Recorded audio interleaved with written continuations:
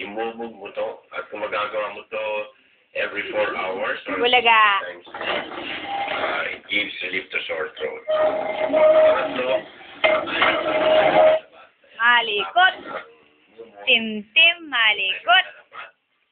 Tangkad mo, Tim. Bawa. Target.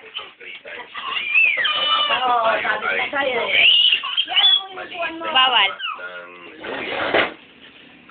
Yung parang malaki.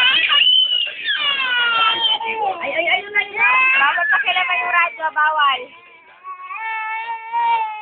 Pag nilagay ito pong Ay, tay. lahat ng sangkap ng nasa luya na nagpapagaling ng kalalas din. Ayun na. Hilain mo yun. Yung luyang malakalito, sa akin po oras-oras papalitan nyo. Nadala siya sa ilang ng dila, hindi ko na nakagambala sa inyo. Luyang malabalito. Subukan nyo yan. At ako po, marami na po tayong napagaling. Mismo sa akin, basta ako po ay yung masakit na lalamunan yung po nakakatanggal. Kaya lalagyan mo yan ang dila. The magic of Luyang puti. wala naman kaya ano po ang pamalit sa B1, B6, B12.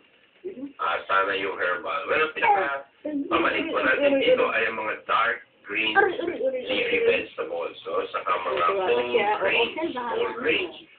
So, halimbawa, pag kumain kayo ng mais na nilaga, kumain kayo ng brown rice at brown bread, whole wheat bread. Ayan, yan po ang mga kapalit na B1, B6, B12. Yan rin po pag kumain Bulaga. aking ensalada Tim. Pilipina na KKFSS and dahon po ng kamote, dahon ng kangkong, dahon ng malaki. Tim. KKFSS po, dahon ng silad, dahon ng saluyot. Araw-araw, yan po ang pinaka-kapalit po ng B1, B6, B12. Ayan. Malaki Cecil, ano po ang herbal sa breast nodules? Hopefully, Cecil, ikaw ay nagpatingin din, ano? At sana nga nagpa-mammography para tiyak po kung anong klase itong mga breast nodules na iyong nasalat. Well, sabi nga natin, most breast nodules are benign. Ang tinitignan mo yung radyo. Yung nakakatiyak tayo. Tingnan niya yung radyo. Gusto niyang pakilaman. Ang pinapayag po dyan, dahil meron po tayong mga konta sa mga maga at nodules are part and parcel of what I call Pwede na sa paliguan, no? processes or inflammation. Ikaw po? ay Sabot yung linggo, lunes, martes. Siguro, pwede na sa paliguan? Hindi ba? Malunggay. Kahapon ang oras ang nila. Meron pong nabibili ring Umaga. yung dilaw na capsule. Oo. One capsule yan 3 times a day. Meron din malunggay capsules. Pwede yung Yun nga, yung binibili ni Ma'am sa Karika. Pero siyempre kung may sariwa, mas maganda Pati abot mo na pala yung vitamin ko. Nakalimutan natin. matapos yung po vitamin dyan, ko. Pala meron sana. Opo. ay uminom po kayo ng soya milk every day. No? Bawal yan. Kung walang soya milk, at least may taho. Katika pa dyan, ha? Oy! Kasi po nakaka-regulate ng hormones ninyo. At napansin po natin na yan, nawawala yung mga breast nodules or even myoma sa pag-iinom po ng soya o pagkakain ng Pwede na. Pwede yun. whole food tokwa. Okay. Ay, kaya bang mo? Malaki Ay, ang cute. sinaw at pizza. Okay. Yung sigaw po. Ayan, pigsa, Bel. Pigsa si Bel. Mayo oil cooling. 2 kutsarita ng Pigsa. virgin coconut oil lagay po sa bibig. Ito po napakaganda ho. Within Umalis na si Bel. Dito ka na.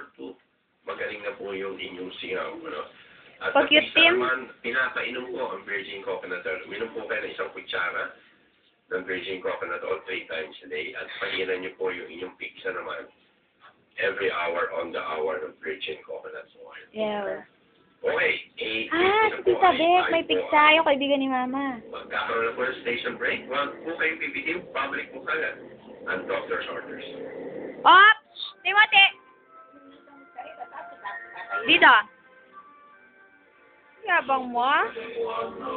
Ganda ni Del sa ano niya.